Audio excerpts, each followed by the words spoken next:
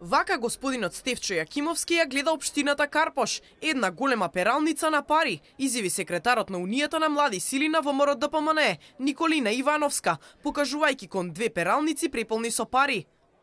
Господинот Стефчо Јакимовски е познат како градоначалник кој се занимава со екстремно скапи проекти од кои ама баш никој во општината нема корист. Стефчо Јакимовски успеа да направи за 1,5 милиони евра надвозник Влајко, споменик на неговите сомнителни зденки. За таа сума, веројатно, може да направи неколку помали пешачки мостови по должината на булеварот Партизански одреди. Но и покрај сите критични, Стефчо не се откажа од својот проект, преку кој очигледно и во иднина има намера да прави матни бизниси.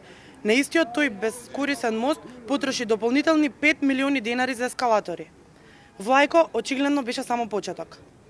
Охрабрен од успехот на овој проект, тој започна да троши милиони на љубичици и тамјанушки и бехатон плочки, а проектот продолжи со набавка на 3 нови луксузни возила за општината, кои чинат ни помалку ни повеќе, туку 12 милиони денари.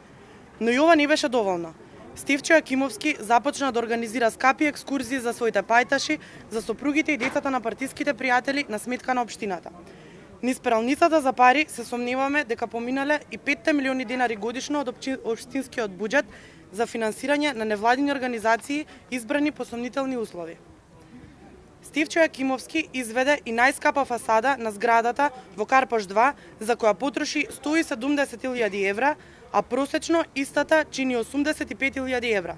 Тоа очигледно го прави Стефчо експерт за скапо шминкање на Карпош. Тоа е неговиот стил на работа. Од Унијата на млади сили на ВМРО ДПМНЕ велат дека заштитен знак на Карпош во изминатиот период е токму енормното трошење на буџетски средства, скапите и матните сделки на Стефчо Јакимовски.